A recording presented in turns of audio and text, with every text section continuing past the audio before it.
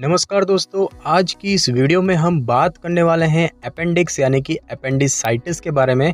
दोस्तों, अपेंडिसाइटिस जो है वो शरीर में अपेंडिक्स नामक एक अंदरूनी अंग में होता है और अपेंडिक्स एक पतली और छोटी सी ट्यूब होती है जिसकी लंबाई लगभग 2 से 3 इंच तक होती है।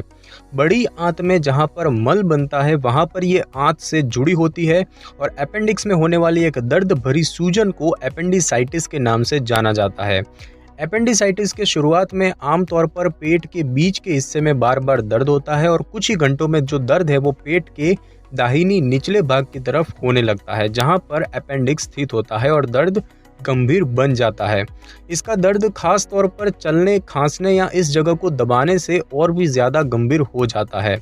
अपेंडिसाइटिस होने पर जी मिचलाना यानी कि मतली होना, भूख कम लगना, बुखार और लाल चेहरा होना जैसे लक्षण होते हैं और ये 2 प्रकार के होते हैं, एक्यूट यानी कि तीव्र और क्रॉनिक यानी कि स्थायी।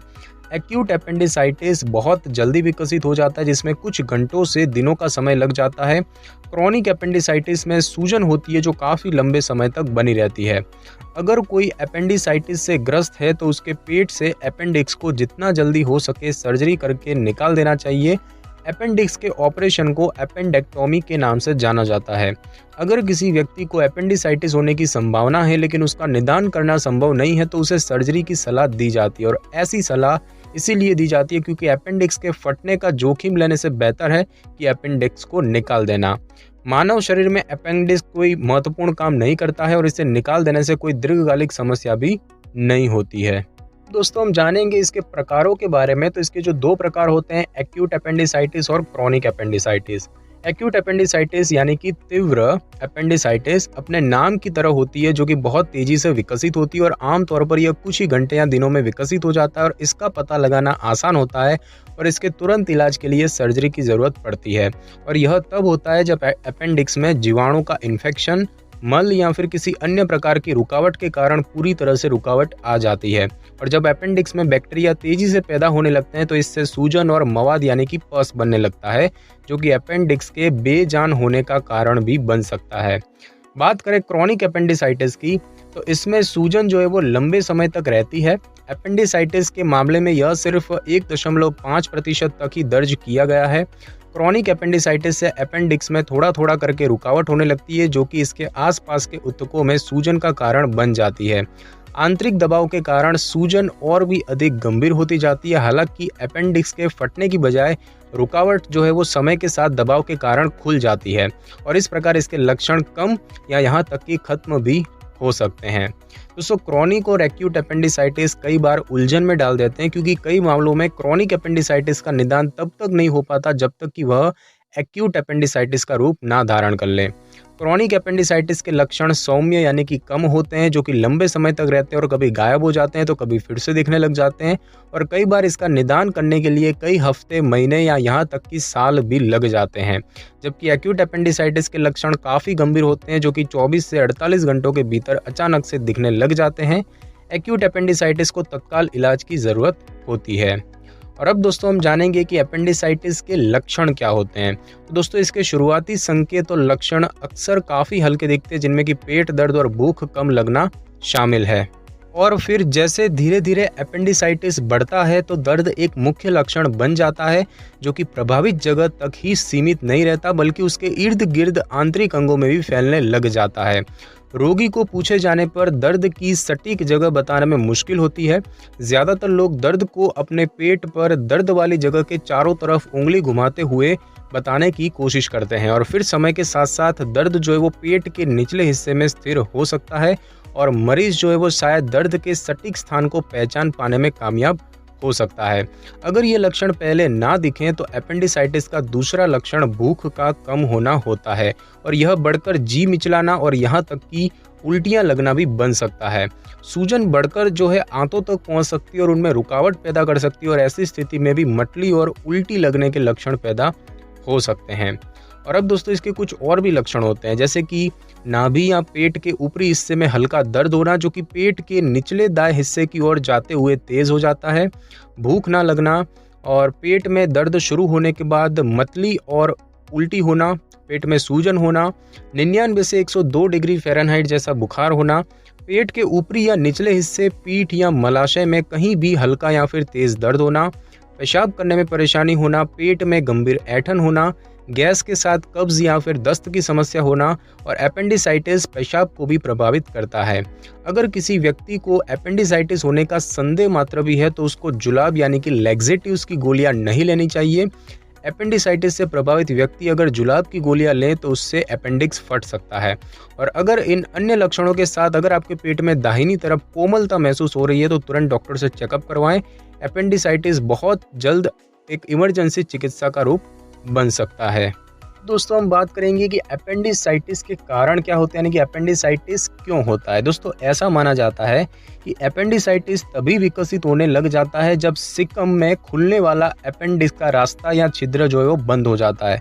दोस्तों सिकम की बात करें तो वो एक थैली होती है जो कि छोटी आंत और बड़ी आंत के मेल से जुड़ी होती है और यह जो रुकावट है वो अपेंडिक्स के अंदर एक मोटा बलगम जैसा द्रव बनने के कारण या फिर मल जो कि सिकम से अपेंडिक्स के अंदर चला जाता है उसके कारण हो सकती है। यह द्रव या मल कठोर होकर पत्थर की तरह मजबूत बन जाते हैं जो कि फंसकर छिद्र को बंद कर देते हैं और इस पत्थरनुमा चीज को फैकलिथ कहा जाता है। इसके अलावा कई बार अपेंडिक्स के लसिका ऊतकों यानी कि लिम्फेटिक टिश्यूज में सूजन आ जाती है और वे फैल कर छिद्र को बंद कर देते हैं। अपेंडिक्स में बैक्टीरिया सामान्य रूप से पाए जाते हैं लेकिन रुकावट होने के बाद वे कई गुना ज़्यादा बढ़ जाते हैं जो कि अपेंडिक्स की परतों पर हमला करके इन्फेक्शन फैलाना शुरू कर देते हैं। और जब बैक्टीरिया का हमला बढ़ता रहता है तो उस पर शरीर प्रतिक्रिया देता है और यह हमला सूजन का रूप धारण कर लेता है। अगर अपेंडिसाइटिस के लक्षणों की समय पर पहचान ना की जाए और अपेंडिक्स की सूजन बढ़ती रहे तो अपेंडिक्स फट भी सकती है और ऐसा होने के बाद बैक्टीरिया अपेंडिक्स के बाहर भी फैल जाते हैं और अपेंडिक्स फटने के बाद बैक्टीरिया द्वारा इन्फेक्शन पूरे पेट में फैल सकता है। हालांकि आमतौर पर तो यह अपेंडिक्स के इर्द गिर्द टिश्यूज में फैलकर अपेंडिक्स के चारों तरफ थोड़ी ही जगह तक सीमित रहता है। दोस्तों अब हम जानेंगे कि अपेंडिसाइटिस से बचाव यानी कि इसकी रोकथाम कैसे की जा सकती है। तो दोस्तों अपेंडिसाइटिस को रोकने के लिए नियमित स्वास्थ्य निवारक जांच के अलावा कोई अन्य तरीका नहीं है। ऐसा इसीलिए है क्योंकि इसी तरीके से शरीर के आंतरिक अंगों की जांच की जा सकती है और उनकी स्थिति का पता लगाया जा सकता है।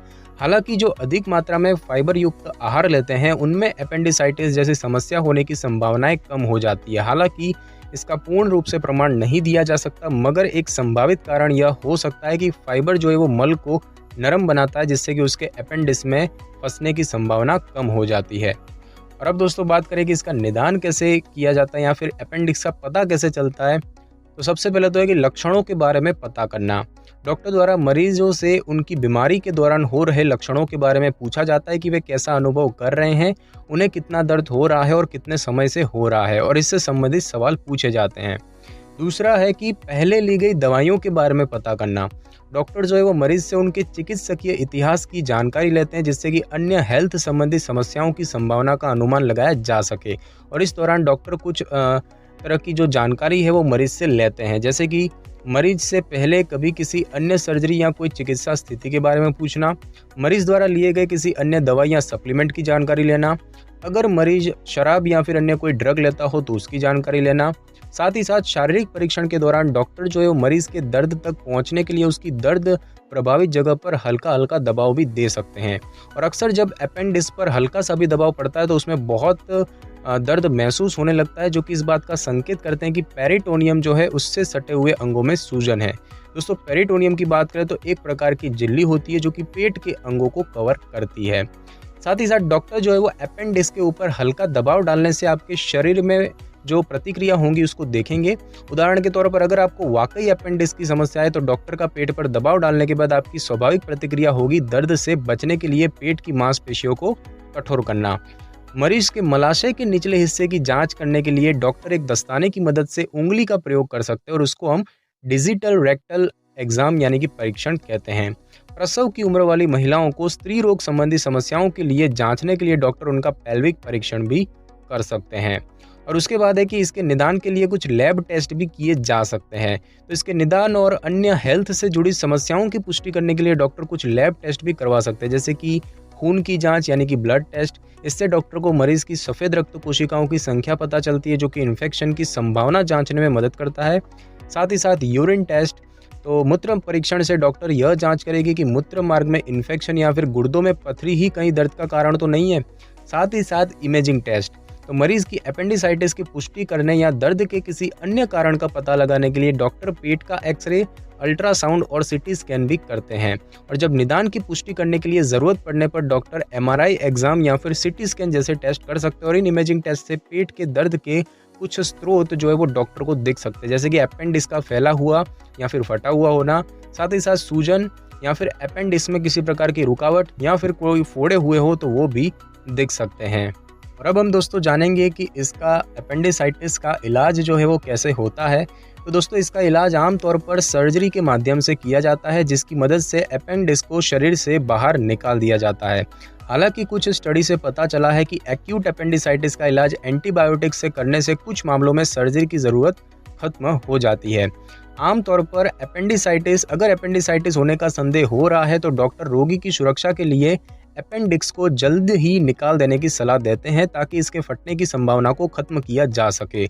अगर अपेंडिक्स में कोई फोड़ा पनप जाए तो उससे निजात पाने के लिए दो रास्ते होते हैं। एक तो फोड़े से मवाद या द्रव को बाहर निकालना और दूसरा अपेंडिक्स को शरीर से बाहर निकाल देना।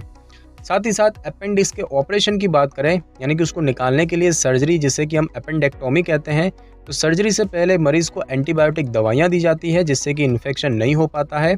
और अपेंडिक्स का ऑपरेशन, जिसे कि हम अपेंडेक्टोमी कहते हैं, वो करने के दो विकल्प होते हैं। पहला तो है कि इसे ओपन सर्जरी की तरह किया जा सकता है, जिसमें पेट में एक चीरा दिया जाता है जिसकी लंबाई 2 से 4 इंच तक हो जाती है। और दूसरा विकल्प है कि लेप्रोस्कोपिक सर्जरी, तो इस सर्जरी को पेट में कुछ छोटे चीरे लगाकर किया जाता है। लेप्रोस्कोपिक सर्जरी के दौरान एक छोटा वीडियो कैमरा समेत कई स्पेशल सर्जिकल उपकरणों की ज़रूरत पड़ती है। सामान्य रूप से लेप्रोस्कोपिक सर्जरी के बाद रोगी जल्दी ठीक हो जाता है और साथ ही इस दौरान दर्द भी कम होता है और निशान भी कम बनते हैं। और यह बूढ़े और स्थूल यानी कि मोटे लोगों के लिए बेहतर होती है, मगर लेप्रोस्कोपिक सर्जरी हर किसी के लिए उपयुक्त नहीं है, क्योंकि अपेंडिक्स जो है वो अगर फट गया हो, जैसे कि इन्फेक्शन अपेंडिक्स से बाहर फैल गया हो या फिर अपेंडिक्स में फोड़ा हो, तो उसके लिए ओपन सर्जरी की ज़रूरत पड़ती है। और इससे चिकित्सक अच्छी तरह से पेट की गुहा को साफ कर पाते हैं। और अपेंडेक्टोमी सर्जरी के बाद 1 या 2 दिन तक मरीज को अस्पताल में रुकना पड़ता है। अब हम दोस्तों जानेंगे कि अपेंडिसाइटिस से क्या क्या नुकसान हो सकते हैं। तो दोस्तों अपेंडिसाइटिस में जटिल स्थिति तब उत्पन्न होती है जब संक्रमित और सूजन आई हुई अपेंडिक्स फट जाए। और ऐसा होने पर अपेंडिक्स में जमा मल पदार्थ पेट की गुहा को दूषित कर देता है, जिस कारण से पेरिटोनाइटिस यानी कि पेरिटोनियम की सूजन हो जाती है और फोड़े यानी कि एब्सेस भी हो सकते हैं। पेरिटोनाइटिस की बात करें तो जब अपेंडिक्स फट जाता है तो उसमें से निकलने वाले बैक्टीरिया शरीर के बाकी भागों में फैलकर इन्फेक्शन फैला देते हैं। और जब इन्फेक्शन पेरिटोनियम में फैलता है तब पेरिटोनाइटिस की स्थिति उत्पन्न हो जाती है। पेरिटोनियम जो है वो टिश्यूज़ की एक पतली झिल्ली होती है जो कि पेट के अंदरूनी हिस्से को ढककर रखती है। अगर पेरिटोनाइटिस का तुरंत इलाज ना किया जाए तो यह लंबे समय तक समस्या उत्पन्न कर सकती है और यहाँ तक कि घातक भी हो सकता है। पेरिटोनाइटिस के इलाज में एंटीबायोटिक्स का उपयोग और सर्जरी के माध्यम से अपेंडिक्स निकालना शामिल होता है। बात करें पस वाले फोड़े की, तो ये कई बार अपेंडिक्स के फटने के बाद उसके चारों तरफ बनने लग जाते हैं, जो कि एक दर्दनाक मवाद यानी कि पस से भरे होते हैं। और फोड़ा तब उत्पन्न होता है जब इन्फेक्शन से लड़ने के लिए शरीर प्रयास कर रहा होता है, और यह शरीर से अपेंडिक्स को हटाने के लिए सर्जरी के कारण भी हो जाता है, मगर ऐसा 500 मामलों में से एक ही पाया जाता है। फोड़े का इलाज कई बार एंटीबायोटिक्स के माध्यम से किया जाता है, मगर ज़्यादातर मामलों में फोड़े के अंदर से मवाद को निकालना ही पड़ता है। एनेस्थेटिक देकर अल्ट्रासाउंड और सीटी स्कैन की मदद से एक सुई से मवाद को बाहर निकाल दिया जाता है, और अगर सर्जरी के दौरान कोई फोड़ा दिख जाए तो उसको अच्छे से साफ कर दिया जाता है और एंटीबायोटिक दे दी जाती है। और अब हम दोस्तों बात करते हैं कि जो अपेंडिसाइटिस जो है उसका जो दर्द है वो कैसा होता है। तो दोस्तों अपेंडिक्स में पेट के निचले हिस्से में दाहिने तरफ अचानक से तेज दर्द शुरू होता है, और यह दर्द आपकी नाभि के पास से भी शुरू हो सकता है और फिर नीचे दाई तरफ भी जा सकता है। पहली बार में अपेंडिक्स का दर्द ऐंठन जैसा महसूस होता है और खांसने, छींकने या हिलने डुलने पर यह बढ़ सकता है, और यह दर्द तब तक बना रहता है जब तक कि ऑपरेशन के जरिए अपेंडिक्स को निकाल ना दिया जाए। तो दोस्तों आज की इस वीडियो में बस इतना ही। अगर आपको मेरी ये वीडियो अच्छी लगी हो तो वीडियो को लाइक और शेयर कर दीजिए और कमेंट करना बिल्कुल भी ना भूलें। और अगर आप हमारे चैनल पे नए हैं तो चैनल को कर ले सब्सक्राइब और बेल आइकन के बटन को कर ले क्लिक, ताकि मेरी नई वीडियो की नोटिफिकेशन सबसे पहले आपको मिल सके। Thanks for your time.